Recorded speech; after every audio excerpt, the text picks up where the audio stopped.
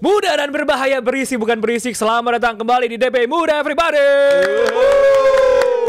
Welcome back. Aduh, seperti biasa barengan sama gue Dazuf, ada Faye Fofi, Rizal Palevi, dan Akbar. Oke. Akbar Football Balik lagi After kita. Work. Sekarang udah punya nickname Football After Work. Udah iya, gila aktif loh sekarang udah dia loh. Aktif banget. Bikin Konsisten ya. konten. Konsisten kita. Ih, kenapa lu akhirnya bikin konten? Ya sebenarnya ini udah tujuan ya dari awal sekolah emang, tapi dengan adanya KP juga kan, Komunitas Pan Indonesia ya kan, itu membuka peluang lah, bukan buat gue doang, tapi buat teman-teman yang lain juga. Asik. Makanya 7 tim datang KPI tiap hari Kamis jam 7 malam di Pasti Bisa Kopi Pancora. Mantap. Let's go. Kita buka malam hari ini sore ini. Ini menjelang buka banget ini. Hati-hati. Udah ada Besok gorengan, lagi. ada. Kita buka dengan MU TV. Alah. Sudah siap Abang Faye? Enggak, lu kemarin gak ikut demo yang di Old Trafford? Ya, gak usah. Dia diwakilin sama Bang Mardel kok. Biar Bang Mardel aja yang kesana kirim. Tapi gue penasaran nih, emang seancur itu tim lu? Enggak, karena kan kemarin sampai fansnya bikin demo gitu kan. Kemarin juga berita juga banyak, mulai dari efisiensi karyawan, makan siang dihapus, segala macam. Padahal di sini udah ada ya. Iya. Di Nah, sana lu udah lihat dihapus. MU sekarang dengan krisis yang ada kayak gimana, Fe? Gue nggak heran sih kalau maksudnya ngomongin MU bisa krisis seperti ini karena memang ini udah snowball effect udah dari lama sebenarnya. Pun juga Sir Jim Ratcliffe ngomong ini efek dari 5 tahun sebelumnya yang akhirnya berdampak dengan kejadian terkini yang dimana Sir Jim Ratcliffe ini sudah invest hampir 300 juta kalau nggak salah ya. Uang dia. 300 juta. Sampai akhirnya habis. Habis karena nutup sana, nutup sini. Gua nggak tahu ada yang pinjol atau gimana tapi kalau gua bilang sih sebenarnya ini ya udah apa ya? Udah dari segala lini lah, dari squad pembengkakan gaji, dari secara finance juga banyak leaking di mana-mana. Belum lagi dari staff dan lain-lain. Jadi memang ini hal yang wajar sebenarnya kalau sampai demo ya. Wajar karena memang kita aja dari luar udah bisa ngelihat bahwa MU ini nggak lagi ngebaik-baik aja dan kedatangan Sir Jim Ratcliffe, kedatangan Ruben Amorim sebenarnya ini datang di waktu yang kurang tepat tapi untung dia bisa jadi hero nantinya bagi fans Manchester United tentunya. Nah, kalau POV fans rival nih, lu sebagai fans Liverpool, Jal. POV gue ya. Ini Ini contoh kan biasanya kan orang kita kan begitu. Ini negara krisis tapi tiket ini kok sold out aja. Nah ini MU krisis tapi fansnya banyak juga kan. Itu kayak di negara mana gitu ada ya. kan suatu negara Tiketnya begitu kan. naik terus. Tapi sold out tuh krisis dari mana tuh? Nah ini contoh timnya krisis tapi tetap cinta. Itu terjadi sama kita mungkin. Tapi gue rasa kalau untuk situasi MU sekarang ya ini gue setuju sama Fai. Ini emang situasinya udah nggak terhindarkan dalam 5 tahun terakhir. Dan makin bagus lagi momen sebelum kita take video ini kan ada interview dari Jim Ratcliffe ya, yang mana dia mengatakan ini banyak banget, itu bahkan gue bilang interviewnya udah interview yang baik hati itu. Dia bisa aja ngomong lebih parah lagi, bisa aja ngomong ini tim jelek banget, ini tim pemain-pemainnya nggak ada yang bagus, kan dia masih bilang not good enough aja tuh. Some are overpaid, tapi overpaidnya disebutin nama-namanya kan.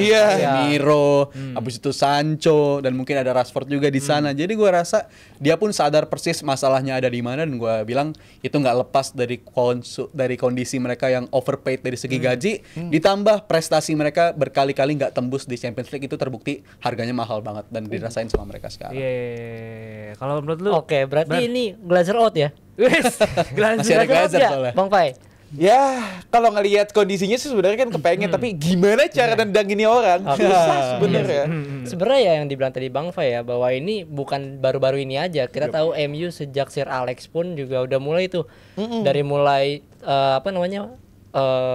warisan pemain-pemainnya yang kurang ya kan. Terus ditambah lagi setiap musimnya nggak ada prestasi apa-apa. Paling ya terbaik menurut gue di era Jose Mourinho ya, waktu itu European League kan, European League terus dapat mini treble itu kan kalau nggak salah.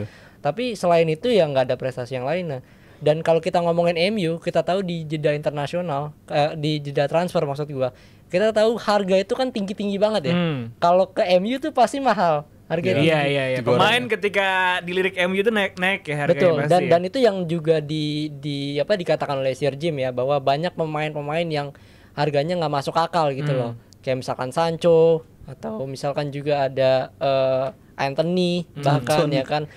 Maksud gue pemain yang harganya nggak segitu gitu loh. Dia beli dengan harga mahal dan akhirnya nggak perform, dan buktinya sekarang Anthony dilepas ke Chelsea ya kan. Dilepas ke Betis, kemudian juga Sancho ke Chelsea dan pemain-pemain lainnya gitu loh. Dan menurut gua ini kompleks sih masalahnya di Manchester United, sampai dia harus efisiensi segala macam kan, berarti secara keuangan udah amburadul banget kan. Dan sebenarnya hal yang sama juga dialami oleh Barcelona juga sebenarnya. Tapi Barcelona punya Hansi Flick. Barcelona punya ya Hansi Flick sebagai Punya pelatih jalan lah keluar ya. lah Tapi mereka ya. lebih ke karena Laporta sih, bahwa menurut gua dia punya base sebagai seorang bisnis dan juga finansial yang bagus ya. Jadi dia gimana caranya supaya nemu bisa, solusi lah entah ya. itu dari sponsor, entah itu dari Spotify masuk kan, Spotify masuk itu Jual tinggi rumput loh, itu stadion. lumayan tinggi. Jual rumput Tarik tuas ekonomi. Iya, tarik tuas ekonomi. Jual terus- bangku juga. Oh iya, jual bangku, bener jual bangku ya. Iya. Jual kursi kayak tahu di mana tuh. Tapi gue mau sih kalau dijual sebenarnya. Mau minat lu? Mau beli lu. Camp Nou. Oh iya, kapan lagi ya? No, Kapan lagi? Iya, Kapan iya, lagi? iya sih. Lagi duduk di teras kan. Ih, kursi camp juga.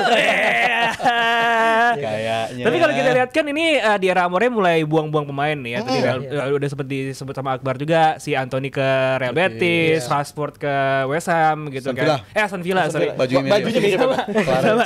Kalau menurut lu, V, dengan bersih-bersih pemain ini butuh dong MU di musim depan sosok pemain besar yang katakanlah jadi leader lah. Enggak, masalahnya gini, kalau mau ngomongin pemain besar nih, kita aja lagi efisiensi. 300 juta hilang nggak tahu kemana. Terus cara komunikasi dari Sir Jim Ratcliffe ke media menyebutkan bahwa Sancho, Casemiro, Anthony, exact player ini disebutkan namanya, pastinya kan ada penurunan harga pemain dong. Oke. Kita mau dapat duit dari mana? Pertanyaan cuma dari situ doang kalau gua agak keselnya sebenarnya di situ. Mungkin ada satu opsi yang Sir Jim Ratcliffe pengen pemain-pemain ini untuk step up nantinya. Karena Højlund, Sancho, mungkin Casemiro yang udah cukup senior lah, tapi pemain-pemain lainnya masih cukup muda, masih bisa progres. Mungkin pengen step up nantinya, tapi kalau misalnya ujung-ujungnya dijual, keputusan ini dipertanyakan sih menurut gua. Lagi nggak ada duit, lu nurunin harga pemain dengan lu ngomong di media seperti itu, siapa yang mau datang nantinya? Iya sih. Tapi lu lebih prefer ngedatengin pemain-pemain muda nantinya atau pemain-pemain yang udah jadilah gitu? Tergantung kondisi Untuk keuangan. rebuild-nya ya? Kalau kepengennya sih tetap harus ada satu leader, karena MU itu butuh banget leader. Bruno belum He's not a good leader. He's not a good leader. But a good player. But a good player. Iya, but he's a good player. Gue ngomong, oke lah dia bagus, tapi maksudnya kita butuh leader. Maguire belum bisa nambel itu menurut gue. Dan kita ngelihat siapapun itu yang datang, pasti akan kita dukung. Ya, lu sekarang lihat kondisi MU sengsara kan? Dengan kondisi efisiensinya. Gue bilang di musim yang akan datang bakal lebih sengsara lagi. Gue berani bilang begitu karena faktor bilang gitu. just in case mereka nggak dapat jatah Eropa ya. Kalau mereka nggak dapat jatah Europa League dan lolos ke Nggak ada yang mau Champions tuh pemain League tuh jalan pintas, menurut gue bakal lebih parah lagi. Karena gimana mungkin lu tim sekelas Manchester United, pemilik lu Sir Jim Ratcliffe di interviewnya bersama Overlap bilang kita bisa aja di akhir tahun 2025 ini out of cash, nggak ada duit sama sekali, di neraca keuangan nggak ada sama sekali. Itu pun menurut gue di musim ini masih selamat ya. Efek mereka juara FA Cup di musim lalu, jadi mereka dapat suntikan dana dengan masuk ke Europa League, dan syukur-syukur di Europa League bisa masuk ke fase knockout juga. Jadi menurut gue ada faktor beruntungnya juga. Tapi di musim depan dengan kondisi sekarang finish kemungkinan, gue baca di Opta Analyst di superkomputer tuh diprediksi, MU AI-nya udah ya? diprediksi finish peringkat 14. Jadi kayaknya udah nggak berubah sampai akhir. 14 ya, bener Jadi naik kayaknya nggak berubah dan itu kayaknya nggak sulit banget buat nembus Eropa. Betul. Bahkan Liga Melon pun juga kemungkinan sulit banget. Jadi gue rasa kondisi di musim yang akan datang bakal lebih sulit lagi karena nggak ada pemasukan dan pemain gue yakin dijual nggak akan sesuai harga yang Iya diharapkan sih. sih. Dan ya kemungkinan yang paling masuk akal ya juara Eropa kan maksudnya. Iya benar. Dengan untuk bisa main di Champions League ya. Karena kan untuk masuk ke zona ya walaupun musim depan ada kemungkinan Premier League dapat 5 tim tapi Apakah M5 tim MU masuk? Mohon maaf, posisi MU sekarang di mana? iya makanya yang Tidak akan sampai ke posisi itulah. kan di Eropa kan katanya unbeaten. So far unbeaten. Tapi lawannya Sociedad. Yang pernah ngalahin MU juga. Terus gimana? Unbeaten, Pak. Iya kan? Ya sebenarnya gini ya, kalau misalkan kita bicara MU sekarang, dia kan sekarang di Premier League udah nggak mungkin lah, ya kan? Mungkin apa? Juara? Nggak mungkin juara kan? Ya iyalah. Kan masuk ke Eropanya kayak udah iya, kota Eropa pun change udah ya. nggak mungkin kan. Jadi satu-satunya yang bisa dilakukan adalah juara European League. Dan di situ ketika lu juara European League berarti kan lu dapat ya suntikan dana lah kasarannya gitu untuk musim depan lagi. Tapi di samping itu yang paling penting adalah di sini pemain Manchester United itu diuji. Apakah lu setia sama nih tim, ya kan? Ya maksud gue gini, lu udah digaji mahal ya kan? Sangat. Pilihannya adalah ketika lu nggak perform, apakah akan bersih-bersih lagi pemain-pemain yang kayak Bruno, Casemiro ataupun Hollywood sekalipun dijual-jualin untuk setidaknya ini kan gak ada uang lagi nih katanya kemungkinan. Ya lumayan lah kalau kita jual-jual bersih-bersih kan ya dapat uang juga kan. Cuman lu menurut gua harus fight sih menurut gua. Karena mau nggak mau lu harus juara European League salah satunya itu supaya lu bisa gua berada di Manchester United nih situasinya lagi kayak gini keuangannya lagi kacau ya gua harus bisa nunjukin pride gua nggak cuman gua dibayar mahal doang tapi cuman duduk-duduk cuman jalan doang gitu loh. Apa tuh? Udah pemainnya dikumpulin semuanya kan. Sudah live stream aja. Banyak tuh yang nyawer kan. Dapat Pemasukan, bener juga. pemasukan. Biar live stream lagi rame kan. Mendang Jackson uang ya. Kebangetan United. Tapi gue gitu. ngerti sih maksudnya Akbar sih ngereplikasi apa yang dilakukan sama Juve sebenarnya kan. Del Piero, Trezeguet, Nedved. Tapi kelas pemain MU siapa yang kayak mereka? Ya kalau mereka stay musim depan begini lagi. Ada bedanya. Oke Bruno, ya udah Bruno. Iya. Abis itu siapa? Gak ada. Ahmad Diallo, still too young buat gue. Jadi ya udah nggak ada harapan lah buat gue lah, buat MU untuk 1 sampai 2 musim ke depan. Bener kata Rizal. Atau berdasarkan data kan juga di musim ini United itu tim urutan 1 atau 2 gitu dalam urusan memberi menit ke pemain-pemain akademi. Jadi mereka cukup banyak juga sebenarnya ngasih kesempatan ke pemain akademi. Dan menurut gue di fase yang akan datang udah waktunya mereka percayain itu. Walaupun pressure-nya pasti bakal besar banget dan istilahnya turbulensinya bakal besar banget lu percayain ke pemain-pemain muda itu. Ya itu tapi layak untuk dilakukan. Karena pemain-pemain senior lu udah nggak bisa step up lagi dan gue rasa pemain-pemain kayak yang junior lawan Arsenal tuh bagus-bagus tuh menurut gue. Iya bagus sih siapa? Heaven ya, ketika ditampilkan juga bagus. Collier juga setiap kali ditampilkan itu ngototnya lah dibutuhin. At least lu ngasih gestur kayak ini loh main di cara United tuh kayak begini. Tapi ya untuk musim yang akan datang gue yakin masih sulit juga. Walaupun cara yang tadi gue sarankan mungkin akan dilakukan. Tapi untuk bersaing di papan atas jadi juara masih jauh banget menurut gue. Tapi gue lebih setuju mereka mempercayakan ke pemain-pemain muda lagi. Junior. Karena kan ya rebuild kan udah terjadi di era Ten Hag ya. Di mana pemain-pemain tapi puas banget ya nonton interviewnya Radcliffe tuh mengatakan salah satu kesalahan dia ya ngasih kesempatan ke Ten Hag lagi. Itu parah sih. Dia udah dikasih pemain yang dia mau semuanya tapi nggak perform juga. Jadi ya kenapa harus Amorim dikasih kesempatan juga mengulang kesalahan yang sama dong? Kalau itu enggak, gue bisa bilang enggak. Karena memang sebenarnya yang Koci mungkin sering ngomong waktu itu di PI. Ini udah ada dealing dengan manajemen bahwa kita akan bersih-bersih. Karena Sir Jim Ratcliffe, Ruben Amorim pun akhirnya tahu bahwa kompleksitas permasalahan di Manchester United ini terlalu besar. Parah. Sampai akhirnya harus diselesaikan satu demi satu. Nah, harus ada yang berkorban. Yang berkorban siapa? Ruben Amorim. Mau tidak mau dia harus menggunakan squad yang ada untuk melenggang sampai mungkin sekarang Europa League. Apakah bisa lolos nantinya ke babak selanjutnya kita tunggu aja nanti. Tapi semoga ya itu satu-satunya cara gimana MU bisa selamat dari krisis finansial musim depan. Menurut gua. Tapi pertanyaan gua, Premier League siapa? Itu lagi. Sama nih kita kayaknya ntar nih. Premier League siapa? Makin deket ya. Makin deket terus aja ya. Berapa jarak kita? 15 ya sekarang. 15 kalau mau menuju itu. Harusnya kemarin bisa menang loh MU loh. Iya. Harusnya bisa menang. Tapi Raya top class. Raya top class. Double save-nya di berita akhir gitu. Kalau ngomongin pertandingan kemarin, kenapa Arsenal mainnya jelek banget gue juga gak ngerti. Udah pasrah dia. Udah pasrah, udah jarak. Gue pas jauh udah. liat Højlund, aduh Højlund gitu. Shoot. Kontrolnya lu harga pemain segitu kontrolnya begitu. Kacau banget. Gue langsung kayak Allahu Akbar. Padahal selalu tiap minggu kan kita bela itu. Iya karena Højlund begini karena nggak dapet supply. Itu kurang supply apa lagi kemarin? Dapat hadiah begitu. Gawang kan bahwa ketika lu striker naluri lu mencetak gol tuh ada seharusnya kan. Dengan harga segitu juga. Walaupun orang mau bilang Declan Rice bagus ya emang bagus kayak gitu. Ya. Declan kayak gitu bagus tackle tapi ketika lu ngadep berada di depan ya kan gawang one on one sama kiper ya selesai harus seorang striker gitu. Tapi emang lini depan MU sejelek itu ya? Punya 2 striker dan juga Højlund. Højlund juga lu tahu sering posisinya nggak bener, dapat peluang juga ngeperago. Sebenarnya kalau ngomongin posisi Højlund, gue bisa koreksi bahwa sebenarnya posisi Højlund oke. Larinya banyak dia. Larinya banyak banget space yang sebenarnya dibuka sama Højlund. Begitupun juga Ziyech sih, tapi gue yang nggak ngerti adalah gimana cara pemain-pemain second line dari MU ini bisa utilize striker ini. Striker ini sebenarnya udah open space bagus banget. Garnacho udah dapat ruang. Tapi nggak ada spacing yang dilakukan ke second line lagi. Jadi sebenarnya gue nggak ngerti nggak ada sinkronisasi di sepertiga akhir pemain-pemain Manchester United yang membuat sekarang kalau kita lihat ya mandek strikernya. Ziyech nggak nyetak gol, Højlund nggak nyetak gol. Golnya dari mana? Set piece lagi. Kalau nggak apa?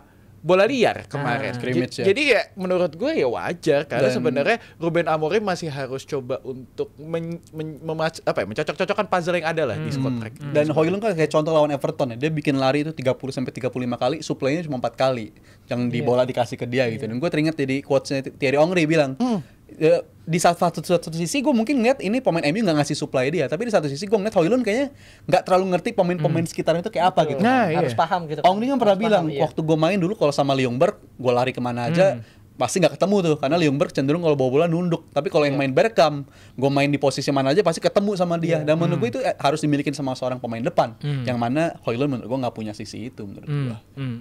Iya, dan kalau bicara soal tadi yang nggak ada supply bola dari Højlund segala macem, ya seorang pemain harus punya chemistry lah kasarannya gitu di antara lini ini. Karena musim ini pun juga kan Anthony keluar, Rashford keluar, otomatis di lini depan banyak perombakan lah. Nggak selalu mainin Zirkzee, nggak selalu mainin Højlund ya kan. Dan kalau kita bicara, menurut gua ya Højlund sama Zirkzee nggak pantas untuk main di klub seperti Manchester United. Nggak. Menurut gua nggak pantas sama sekali. Menurut gua Liverpool ada Mo Salah, ya kan, kita bicara City ada Haaland. Kasarannya untuk as a big team ya, dia nggak pantas gitu loh untuk main. Masih big team. Apalagi dengan ya kan as a all ya kan. As a all, ya kan. Big team. Walaupun musim ini top 10 aja nggak masuk kan. Ya realita kan seperti itu. Tapi ya balik lagi gue bilang bahwa lu harus punya chemistry, harus seorang pelatih itu harus bisa menerapkan strategi dia. Kan di awal gue bilang bahwa kan di DPI muda yang sebelumnya, MU masih ada kesempatan kok untuk masuk 4 besar. Chelsea nggak masuk kan gue bilang, dan ternyata terbukti. Tapi MU yang gua sangat disayangkan ya omongan gua salah ternyata kan. Chelsea MU masuk malah, Chelsea masuk. malah jauh kan, Iya, malah iya, jauh iya. terbang ke peringkat 13. Tapi ya itu sebagai seorang striker, sebagai seorang pemain lo harus punya chemistry, harus paham satu sama lain. Ya itu tadi yang dibilang misalkan Thierry Henry tadi. Karena itu, dan gua mau bahas yang tadi juga ya, akademi ya. Mungkin itu bisa menjadi opsi sih. Solusi Banyak ya. banyak pemain akademi yang menurut gua layak untuk dicoba untuk Manchester United.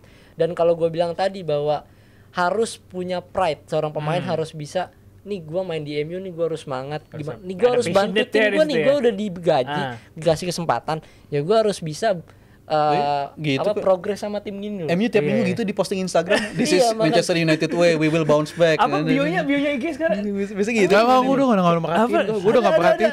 This is Manchester United way, kita mau lebih fight lagi. Biasanya gitu kan United kalau di player-player. Masih aja begitu loh. Gue sebagai fans rival mendoakan semoga MU ini cepat menemukan solusinya. Amin. Biar seru ya. Biar seru lah, persaingannya ada Tapi gitu. bukan disuruh begini ya? Buat kalian bukan disuruh begini. Gue udah empati. Tapi ada fakta yang cukup pencengangan sebenarnya. Apa tuh? Ini kalau Ronaldo ini ternyata masih ada di peringkat ketiga pencetak gol terbanyak MU sejak 2020 2021. Ronaldo. Dia cabut udah dari sebelum Piala Dunia Qatar. Piala Dunia Dan kita udah mulai lebih dekat ke Piala Dunia 2026 dibanding Piala Dunia Qatar. Iya, Masih Ronaldo ini. Masih Ronaldo. Bayangannya kayak kalau di Bundesliga Marbush masih ada. Marbush ada di City, dia masih ada di top score. Ini masalahnya pemainnya kan banyak ya. Iya. Ini Bundesliga musim yang sama. Iya, ini udah 2020 2021 masih Ronaldo. Ya berarti kan separah itu kan. Iya. Ini patut dipertanyakan Iya. nantinya ini bagaimana lini serang dari Manchester United. Namun kita akan berpindah ke lini serang dari satu tim lainnya yang juga sebenarnya lagi mandek ini. Salah satu pemain bintang, pemain masa depan dari Inggris yang udah dikasih penalti, Ya. gak golin juga. Cole Palmer, gue nggak ngerti, bakal makin tertekan dong ini bocah kemarin udah dapat penalti, Palmer. harusnya golin, tapi wah 9 game 2 gol 0 assist. Iya. Bukan Cole Palmer yang kita kenal, Dev. Don't worry, I will be back. Postingan dia. Postingan dia. Kita tunggu. Setelah lawan Everton Southampton tuh ya, di mana 4 pemain beda-beda golin, dia nggak golin ngapa-ngapain, sendiri. sama sekali nggak ada I will impact be tuh. back, bro. Iya. Iya. Tapi ya pertama kalinya kemarin dia kan dari 80 laga 36 gol 12 ya penalti, dan pertama kali dia gagal mengeksekusi penalti kan baru kemarin kan. Leicester ya. Dan emang tadi kita ngeliat juga statistiknya di tahun 2025 emang bukan Palmer yang kita tahu gitu kan. Iya. Dari Chelsea yang musim lalu yang bener-bener menggendong Chelsea kan cuman Palmer. Yap, Tapi ya. kalau kita Iya, lihat betul. di musim ini terutama di tahun 2025 anjlok banget, dan mungkin masalahnya di konsistensi sih gue. Betul. Ketenangan dia ketika bawa bola, terus pressure-nya semakin gede gitu kan. Iya. Ditambah Chelsea yang di awal punya ekspektasi tinggi, tapi ternyata ya baliklah ke Chelsea yang Ya itu tadi bahwa seorang pemain muda ya, pemain muda apalagi seperti Cole Palmer ya masalahnya ya konsistensi. Bahwa lu harus bisa selama satu musim itu konsisten gak nih setiap laganya. Lu cetak gol jadi bahkan dia lu jadi istilahnya jadi pangkuan lah oleh Liverpool, Chelsea ya kan. Udah Liverpool mulu kepikiran gitu. Terus saya Chelsea ya kan, bahwa dia sering cetak gol, bahkan penalti juga nggak pernah gagal. Tapi ketika lu underperform, ketika lu off day, di sini lu akan diuji. Lu bisa nggak nih bounce back lagi, ya kan? Apalagi dengan kondisi Chelsea yang sempat ada potensi untuk bisa title race dengan Chelsea, tapi kemudian drop juga karena gue udah pernah bilang juga bahwa dengan materi pemain yang banyak, memang banyak opsi yang bisa digunakan oleh si Maresca ini. Tapi ya untuk bersaing dengan tim-tim seperti Liverpool, Arsenal dan City sekalipun menurut gue belum cukup gitu loh. Mungkin 2 atau 3 musim ke depan dengan materi pemain yang ada, dengan opsi yang banyak juga, nih pemain muda banyak berkembang, akan bisa meningkatkan lagi tuh. Terutama dengan Palmer juga, karena ini kan musim pertama dia musim kedua di Chelsea kan. Dan yang gue nggak mau nyalain Palmer juga ya, bahwa nggak banyak juga pemain muda yang bisa konsisten terus-terusan cetak gol gitu loh. Dari 9 laga dia cuma cetak 2 gol kan, sebenarnya mungkin itu bisa jadi evaluasi. Tapi pertanyaannya adalah apakah cuma Palmer yang cetak gol? Kan gitu. Ada Nicholas Jackson juga yang istilahnya dia striker ya kan. Terus juga ada Sancho, ada juga pemain-pemain Nkunku juga yang sedikit on fire kan kemarin. Ya, jadi sebenarnya kalau kita lihat posisi Palmer pun juga dia kan sebenarnya bukan seorang striker kan. Dia ada seorang pemain nomor 10 yang artinya ya tugasnya sebenarnya nggak cuma mencetak gol aja gitu loh. Ya somehow dia bisa off day nggak masalah. Kalau ngomongin overall di lapangan Zal, ini jadi menarik soalnya. Ada posting yang tadi bilang I'll be back katanya. Tapi lu ngelihat gestur di lapangan dari seorang Cole Palmer, ngerasa tertekan gak sih pemain ini? Masih jadi pemain yang penting, itu pasti banget ya. Dia masih terlibat dalam semua fase pertandingan. Kalau gue ngeliat di match mereka di 2025, dan gue agak terganggu juga, agak risih juga tuh pas dia ngomong I'll be back gitu. Itu tim lo bisa menang 4-0, tapi kenapa lo harus bikin sesuatu itu tentang diri lo gitu. Itu I'll be back, padahal tim lo menang 4-0 gitu. Tim lo menang 4-0 tapi lo I'll be back, lo mikirinnya kayak faktor diri lo banget gitu. Tapi selain itu, gue rasa kurang fair juga kalau kita ngasih pressure ke dia kalau Palmer nih lagi kena sesuatu lah, apalah, karena lu pasti expect ke pemain muda yang pindah ke tim yang cukup oke lah, pindah gambling dia karir dia dari City ke Chelsea yang situasi kita tahun lalu mungkin parah banget yang situasi awal-awal sama Bully kan, dan dia performanya di musim lalu segitu bagus, dan sekarang musim kedua dia lagi agak menurun. Menurut gue terlalu keras juga kalau kita bilang dia ini lagi fase yang buruk, tapi gue rasa berkaitan juga sama faktor lini depan mereka kan juga lagi terganggu sama cedera kan. Jackson cedera. Lu ngeliat dari 9 game 2025 ini hampir beririsan sama momen Nicholas Jackson cedera gitu. Jadi mungkin Nicholas Jackson tuh emang bukan striker yang subur, bukan tipe striker yang bisa nyelesain peluang. Tapi kalau soal chemistry, itu gue rasa dia pemain yang sangat-sangat dibutuhkan sama Cole Palmer, karena Jackson mungkin nggak ngegolin tapi lari mulu cuy, lari terus, dia buka ruang untuk Palmer di sana, dan menurut gue cukup berkaitan. Kenapa bisa Palmer angka golnya itu menurun, berkaitan beririsan sama momen ketika Jackson itu keluar dari cedera. Jadi gue rasa faktor berubahnya di area lini depan tuh berpengaruh banget ke Palmer situ mau orang ini nih. Iya, dan fun fact-nya kan Chelsea pun situ orang tiba-tiba. Fun fact-nya kan Chelsea ya performa menurun setelah Jackson cedera ya. Jadi memang tidak ada yang bisa ngisi kekosongan yang ditinggalkan oleh Jackson di Chelsea. Dan kalau kita lihat kan kemarin waktu lawan terakhir tuh kemarin Leicester ya. Leicester Neto yang di situ dan nggak bisa gitu. Karena masalah dari tim ini adalah mereka masih muda, nggak ada leadership juga. Dan ya menurut gua Chelsea di musim ini udah bagus. Udah overachieve bahkan. Karena siapa yang expect di awal musim Chelsea bisa jadi kompetitor buat jadi juara sampai Desember lagi ya. Sampai Desember gitu kan. Tapi ya balik lagi tim ini masih muda, nggak ada leadership. Jadi ya udah sewajarnya tim ini emang masalahnya di konsistensi. Kita ngelihat musim lalu mereka kan berjibaku di peringkat 10, 11, 12 ya di area itulah. Tapi di musim ini mereka bisa bahkan melebihi City sekarang gitu kan, dan di awal musim bisa punya chance untuk juara. Ya gue bisa bilang musim ini gue nggak sabar buat nunggu musim depannya lagi, karena bakal makin mateng ini squad. Dan gue soal Jackson nambahin ya, menurut gue Jackson striker utama Chelsea sih. Striker utamanya pilihannya Enzo Maresca juga, karena gimana bisa momen sebelum dia cedera sebenarnya gol dia juga udah seret tuh. Tapi gol dia seret, dia tetap nggak tergantikan loh. Tetap Nkunku juga yang main. Jadi menurut gue ini strikernya Chelsea banget, striker yang emang mereka butuhin. Tapi lagi-lagi ini posisi yang sangat bisa di-upgrade. Menurut gue kalau dia dapat striker yang levelnya mungkin Osimhen, itu bakal ngebantu banget bagi Chelsea, dan kita berbicara mungkin musim depan bukan soal Chelsea bersaing di UCL lagi. Emang Osimhen kemana menurut lo? Iya. Kemana? Ke Chelsea gitu. Buat kuduk. Kuduk sedang Arab ya. Kalau Isak kan susah ya. Bisa tuker Højlund, tuker Bruno, tuker Nana. Banyak banget nih. Main buat satu. Banyak banget. Tuker satu. Mau nggak mau. Kayak Luka Doncic gitu kemarin.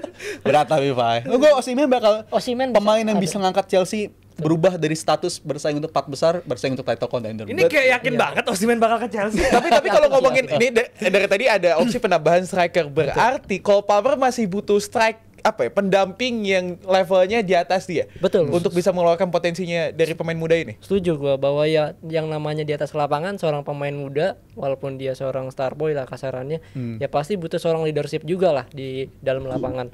Gimana yang ngingetin dia untuk gimana caranya ngambil keputusan yang tepat, ya kan, kapan passing, kapan shooting, untuk menurunkan ego dia, untuk ngebantu dia juga gimana caranya untuk tampil maksimal di tiap laga. Menurut gua perlu, dan tadi disebut sama Bang Rizal tadi ya, bahwa gue sepakat bahwa Osimhen, karena gue emang merasa bahwa di musim lalu pun juga sebenarnya udah ada pembicaraan juga soal Osimhen ini kan, nggak cuman di Chelsea doang, tapi beberapa klub lain juga. Iya. Tapi menurut gua dengan skuad yang ada saat ini dan performa Chelsea sekarang, ya gua rasa di akhir musim nanti akan ada beberapa pemain yang masuk sih, yang istilahnya bisa mengisi beberapa kekosongan, misalkan di lini sayap ataupun di lini depan yang istilahnya masih kurang, dan juga faktor lini belakang ya menurut gua yang masih perlu ada penambalan. Jadi menurut gua kedepannya gua lebih yakin Chelsea sih untuk bisa perform. Daripada siapa lu? City. Lu ngomong MU mah nggak perlu lebih lebih yakin Chelsea dari enggak lebih yakin soalnya kan. Kalau dibanding siapa? sama City deh. Apple apa siapa nih? Kalau sama City deh. Kalau City gue yakin 100% musim depan akan bounce back. Balik lagi. Siapa? Balik City? lagi. City. Iya. Oke. Karena menurut gue udah cash close lah musim ini. Ya udahlah, satu musim gue flop, ya udah biarin aja lah, Iya, lepas aja. Rodri juga. Ya at least masih ada FA Cup juga kan, mungkin dia bisa juara ya. Sayangnya cuma buat doang menurut gue yang ada potensi untuk jegal dia di FA. Tapi menurut gue musim depan City akan balik sih dengan materi pemain, dan juga Pep masih melatih, ya menurut gue nggak ada alasan sih bagi City untuk bisa balik lagi ke peaknya gitu. Dan kalau Chelsea ini kan Romano juga, Fabrizio Romano di bulan Februari lalu udah bilang board masih percaya banget sama Enzo Maresca, masih sangat percaya, dan dia kayaknya siap di backup dengan bursa transfer di summer window yang bakal masif ya. Dan waktu itu kayaknya ada 3 posisi yang bakal diatur, bakal diperkuat lagi, yaitu posisi kalau nggak salah gelandang, habis itu sama LW gitu, LW apa LB gitu. Tapi yang jelas posisi-posisi tersebut, karena menurut gue dengan opsi gelandang yang mereka punya sekarang udah cukup oke sebenarnya, saling melengkapi gitu. Ada Enzo, ada Lavia, habis itu ada Caicedo juga di sana. Itu pemain yang menurut gue musim ini bagus banget. Tapi kalau emang satu pemain lagi dibutuhkan untuk area tersebut, gue rasa gue bakal happy kalau ada pemain yang berpengalaman di area tersebut sih. Karena Enzo, Caicedo, Lavia itu umurnya masih relatif muda semua, muda iya. semua. Enggak cuma di situ kayaknya, Zal. Di belakang juga. Belakang ya, menurut gua. area back menurut Area gue. back. Center back juga penting banget. Karena Colwill mengecewakan menurut gue musim ini. Caloba Dibanding musim lalu ya, Oke. dibanding musim lalu. Musim ini menurut gue cukup mengecewakan, dan itu nggak mungkin posisi yang bakal di-upgrade ya center back. Karena gimana bisa lu di tengah musim manggil Calobah lagi balik lagi, itu tandanya lu nggak puas sama lini belakang lu. Ya iyalah, masa pakai Tosin ada Rabianyo kan. Sama Aciempong. Aciempong. Terlalu jauh lah kalau ngomongin Chelsea lah, karena memang ya gue ngeliat juga ini diisi oleh pemain-pemain muda. Tapi kalau ngomongin pemain muda, pasti ada rate yang mengatakan bahwa pemain ini overrated atau underrated, atau memang pemain ini memang selayaknya di rate seperti itu. Tapi kalau ngomongin Cole Palmer, langsung jawab cepat teman-teman. Overrated, underrated, atau emang selayaknya? 1, 2, 3. Underrated. Selayaknya sih. Well rated. Selayaknya. Well rated. Dia masih berkembang lagi. Dan lu inget ya, awal-awal kita DP muda tuh bandingin Palmer sama siapa? Mbappe coy. Yes. Itu di episode 2 kalau nggak salah. Karena emang numbersnya sefantastis itu. Fantastis banget ya waktu itu. Jadi menurut gua kita masih akan ngeliat versi terbaik lagi dari Palmer. Well rated, Well rated sih. Karena dia masih muda, potensi masih gede, dan ya masalah konsistensi udah biasa. Menurut gua masih diwajarkan lah. Tawan ya. Jadi masih Iya, ada room for growth lah untuk pemain ini ya. Betul, Palmer ya. betul. Sepakat gua. Masih bisa berkembang ya, itu tadi bahwa pemain muda kan ya masalahnya konsistensi. Menurut gue ya ini di musim-musim berikutnya dia bisa belajar lebih banyak dari seniornya, dia bakal bisa perform sih, apalagi dia pemain inti kan. Yes. Mau nggak mau dia pasti bisa semakin banyak jam terbangnya, semakin banyak hal-hal yang dia temuin di lapangan di pertandingan ya, dia pasti bakal bisa jadi pemain yang bisa dikatakan bintang lah di Chelsea nantinya. Cuman gue satu sih, yang main FPL masang Cole Palmer cadangin dulu. Kebetulan Gue udah berapa minggu masang Cole Palmer, ada cadangin. dua poinnya. Ada. Salah Rugi aja loh salah. sekarang. Udah kata salah ya. Dia beli Palmer sekarang rugi. Salah mahal merem, banget. salah merem. Gue malah Udah salah kapten udah. Salah dan 10 batang kayu. Aman tuh. Tenang. Apa? Tapi kalau buat jebret tim nih, gue pengen nanya nih ke jebret tim. Cole Palmer overrated, underrated atau well rated? Kalian tulis aja di kolom komentar, karena pemain ini sebenarnya ya kita tunggu ketajamannya di lini depan sama dengan pemain-pemain timnas Indonesia yang berada di lini depan. Namanya mentereng banget Zal. Betul. Dan sekarang kita di sesi ketiga pastinya kita bahas timnas Indonesia. Yoi. Dan Palmer boleh mandek lah, tapi kalau soal timnas Indonesia harapan kita tentunya nggak akan mandek di bulan ini.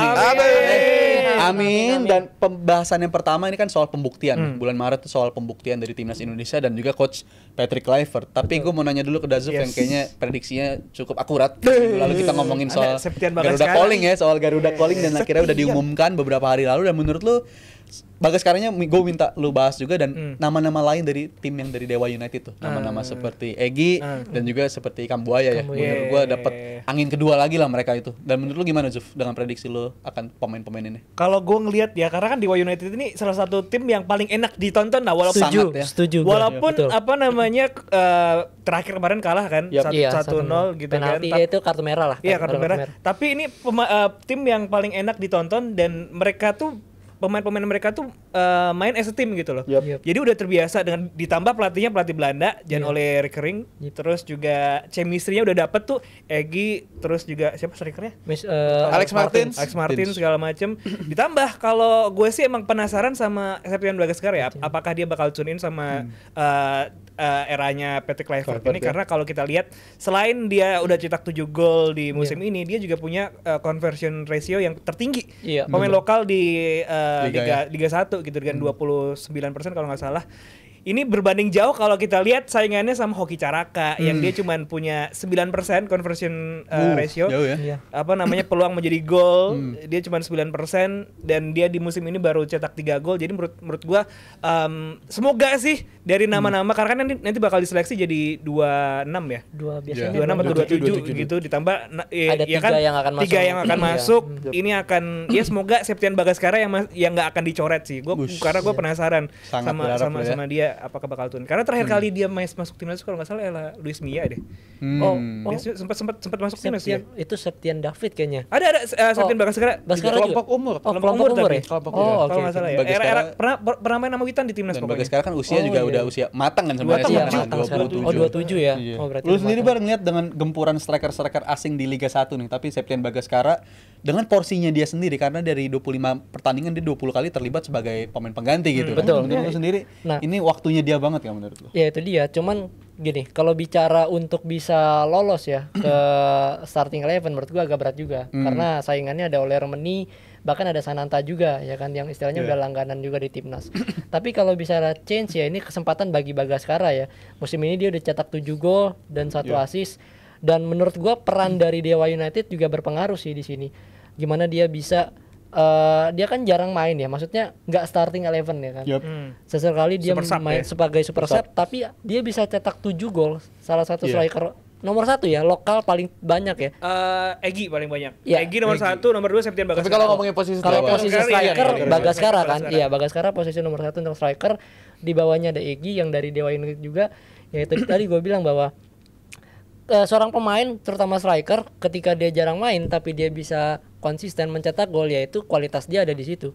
Ketika dia nggak sering main sebagai super sub, dia dikasih menit main, dia bisa membuktikan untuk mencetak gol, ya sebagai seorang striker ya itu lu bagus banget menurut gua.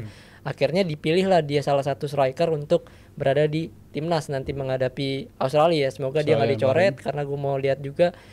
Dan kalaupun dia nggak main juga dia bisa ngambil banyak banget ya ilmu dari teman-teman dari kakak-kakak dia di timnas senior ini ya. Ada Ole Romeni juga ya kan, mungkin Oleh adek jatuhnya bagi dia.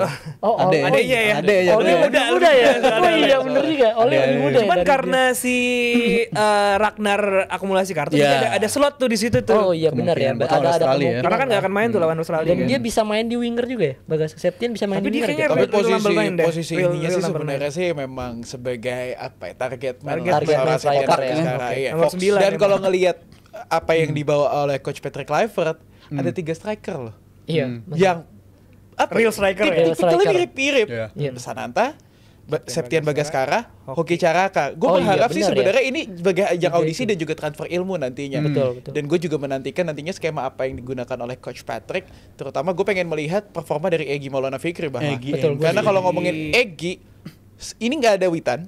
Iya. Terus juga sekarang Eliano belum tentu main apa tidak. Jadi ini ajang audisi untuk di posisi wing kanan. Ini sebenarnya paling terbuka menurut gue. Iya. Even Marcelino bisa main di sana, tapi gue ngelihat dengan performa Egy yang kemarin Dewa tidak ada Egy, kehilangan Berasa sekali. ya? Iya. Wah, Bener.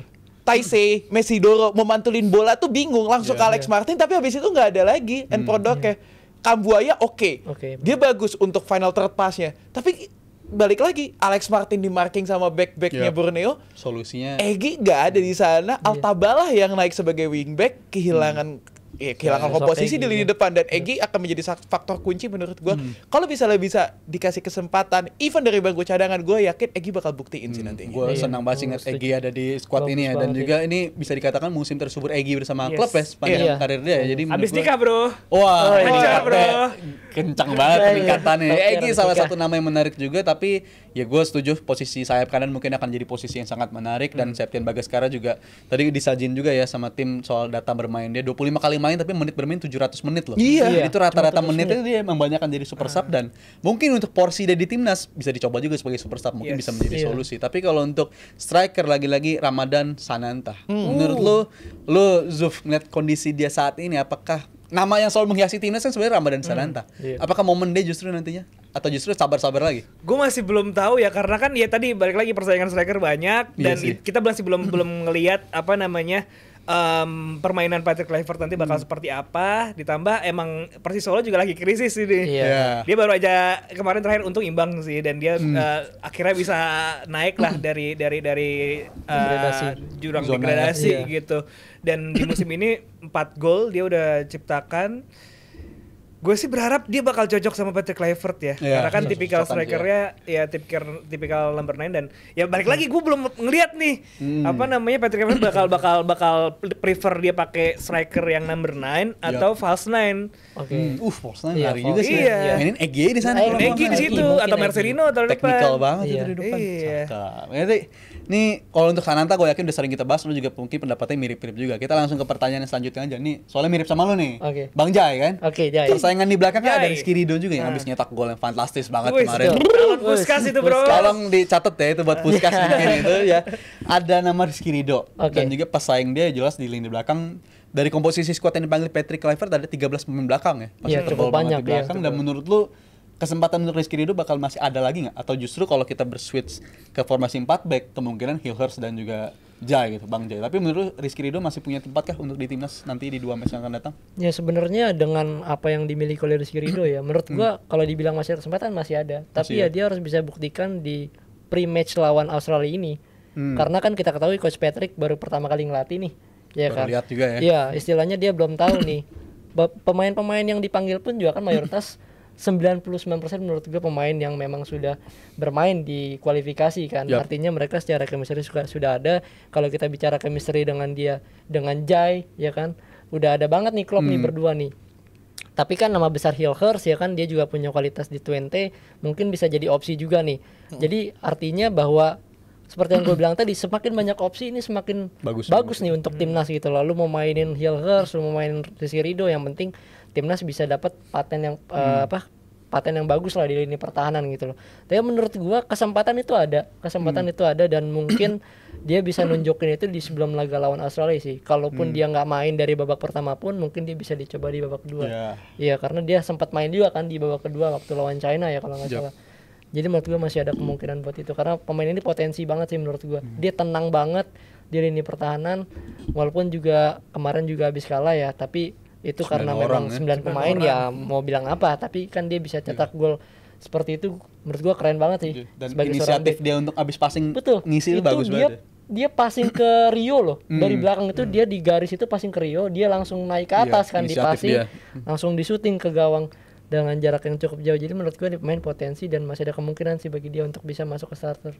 Lu Fai ngeliat Rizky Ridho nantinya, asumsi kita main 4 back atau 3 back lagi. Menurut lu kalau formasi ini dua-duanya akan diterapkan, Rizky Ridho punya kesempatan lagi?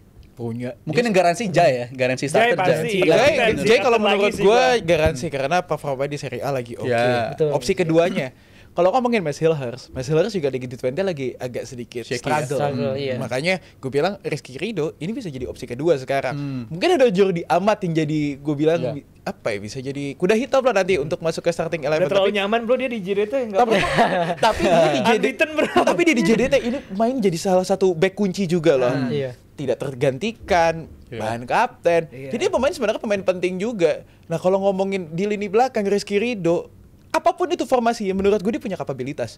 Maupun 4 back atau 3 Mau 4 back. back, iya. mau 3 back, terlihat dari apa yang tadi udah disebutin nama Akbar. Iya. Adaptasi dia di saat Rio Matsumura itu megang bola, dia langsung inisiatif maju ke depan. Iya. Dewasa Itu banget mahal, gitu. itu mahal. Gue bisa bilang Rizky Ridho pemain terbaik Indonesia saat ini. Oh, Dan setuju, dia harus dikasih kesempatan menurut gue.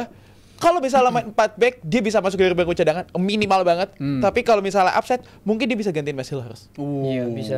Nice takes. Kemungkinan gue cukup sepakat sih karena performa ya kan lagi-lagi soal Iya. performa dan menit bermain. Gua Menit rasa kalau bermain ini itu yang paling penting. Udah melengkapi itu hal itu untuk Rizky Ridho. Terakhir ke Luzuf Yes. kalian abis itu kita switch ke quiz Games ya. soal Rizky Ridho itu. Hmm. Menurut lu gimana deh? Chance dia?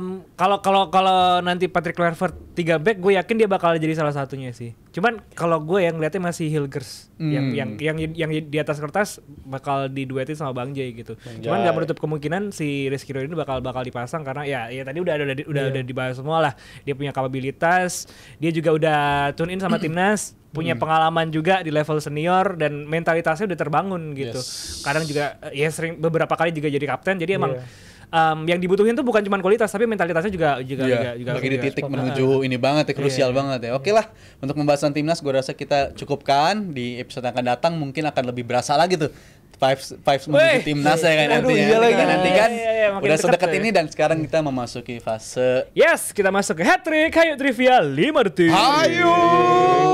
Cuma Nggak ada 5 yang detik lagi sih sebenarnya sih ini. Nggak ada yang imun ya?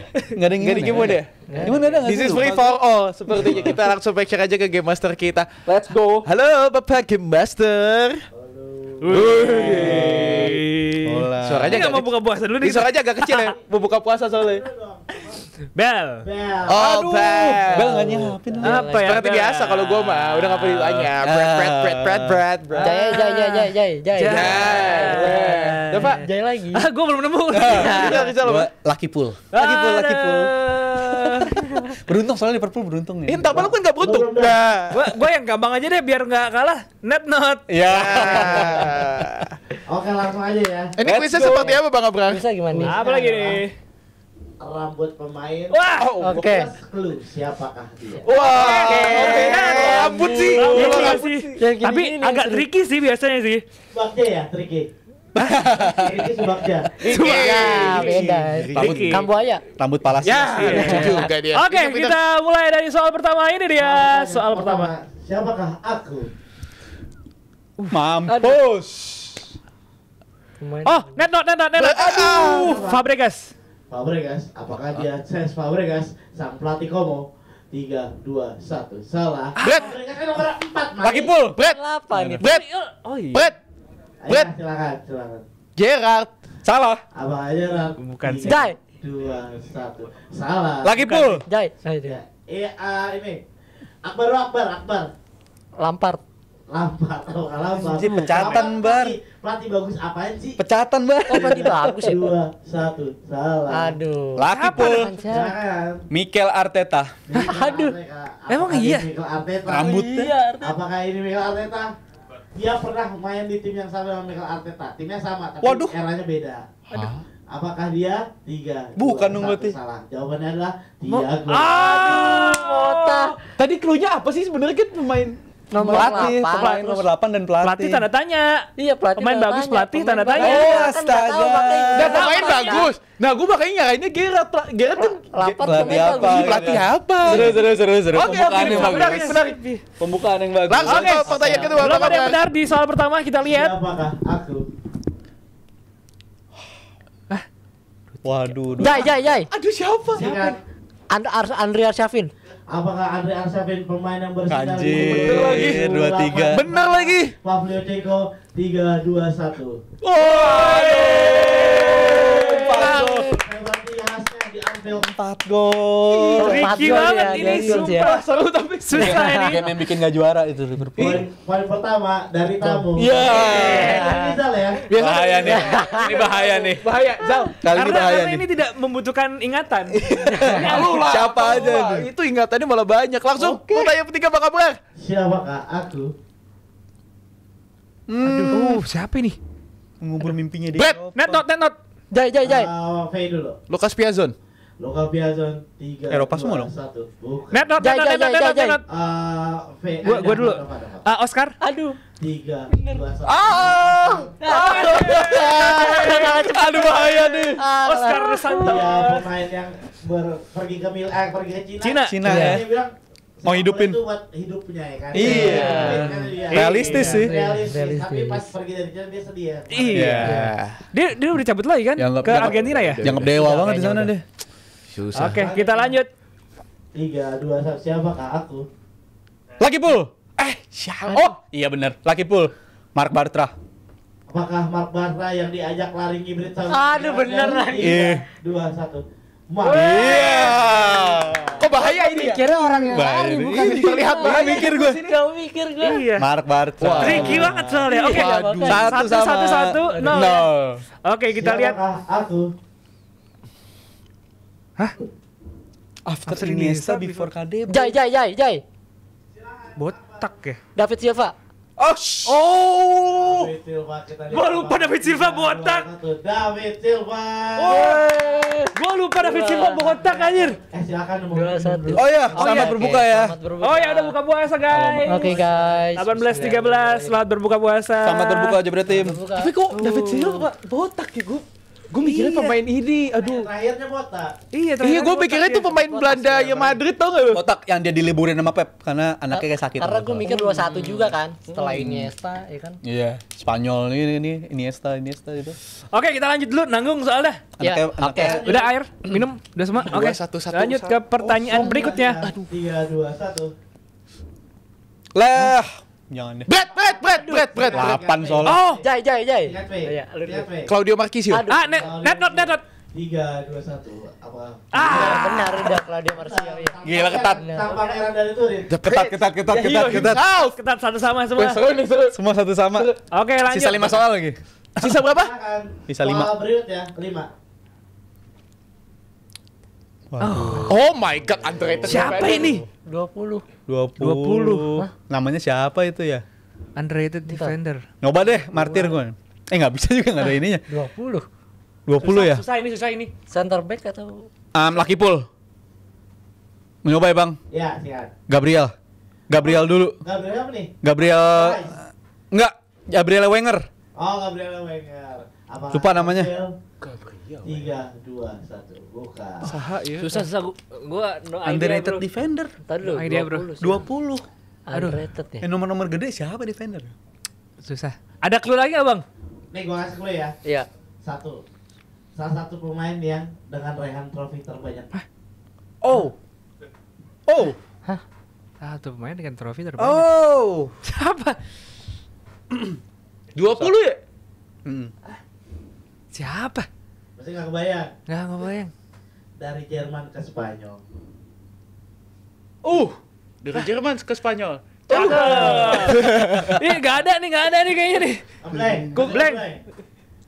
Nggak blank. Nyoba nggak? Ada yang nyoba nggak? Clue terakhir ya. Iya. Coba. Fullback, salah satu fullback terbaik di dunia. Fullback loh. 20. Net not.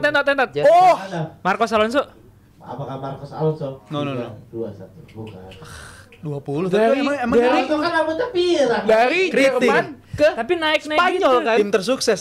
Salah satu tersukses. Dia dong. Tapi nomornya bukan 20 kayaknya. Ih, nomornya bukan. 20 siapa? Nyerah? Nyerah deh. Nyerah ya. Nyerah. Oke. Gue coba deh, Brad. Boleh silakan. Nggak tahu bener apa nggak Juan Bernat nggak sih? Salah. Bernat mana suksesnya sih? Wah, sukses itu, pialanya banyak. Fullback ya. Oke. Mau nyoba Mau nyoba? atau Nggak.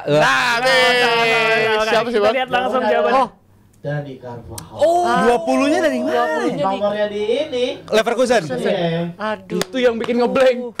Itu yang bikin Iya. ngeblank. Rambut. Iya. Benar. Terbaik di dunia. Sangat sukses. Rambutnya nggak ikonik soalnya. Iya, Selamat makanya. sukses. Iya, oke. Nggak Mana expect kayak banget. abang-abang Masih- biasa aja gitu. Berapa tadi skor?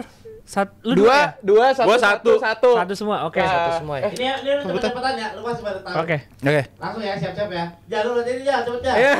2, 1. Jai. Astaga. Net. Mario Balotelli. Ah! Rambutnya siapa lagi? Iya, rambutnya siapa lagi? Tapi nomornya udah pasti dia. Nomornya udah pasti Langsung dia. 45, nomor 45. Iya, Nomornya udah pasti dia. Iya, kalau 45 Balotelli, 46 Iya. Rossi udah tahu semuanya juga. Elah. Oke, lanjut. Lanjut, Bang. Acil Akbar Ini menang lagi. ya.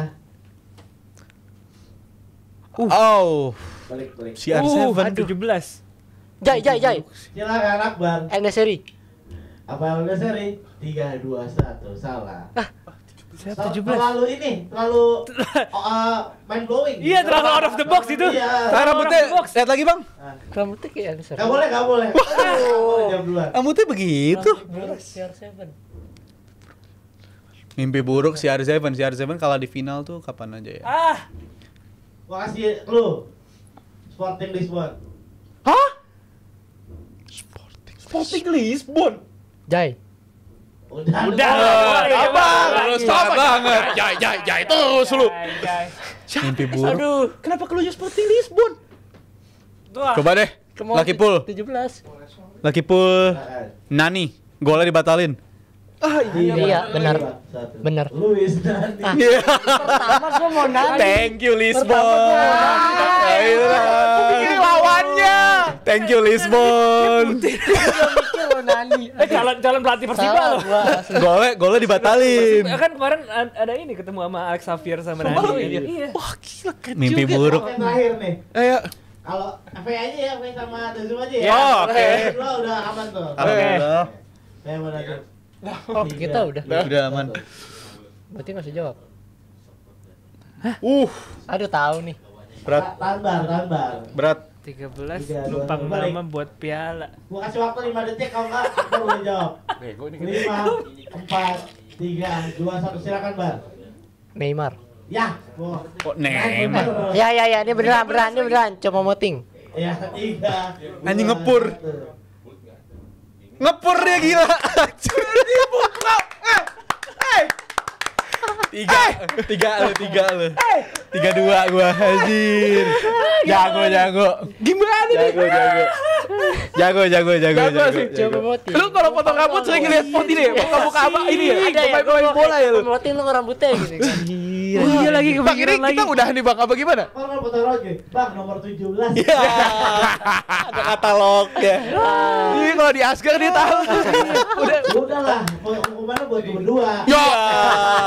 Thank you Luis Nani. Gua Balotelli tadi gua. Thank you Luis Nani. Ya udah berarti kita berdua dihukum ya. Ya, lagi boleh silakan. Udah biasa. Udah biasa kok. Udah biasa. Emang kosong aja. Ditambah puasa makin kosong. Skor nggak naik. Oke, terima kasih Akbar udah mampir Bar, lagi thank you, di DP Muda. Thank you Bar. Terima kasih juga untuk Makasih, Gibran Tim yang Bang udah Abdar. nonton episode kali ini. Kita akan ketemu lagi di DP Muda berikutnya. Bye bye. Bye bye.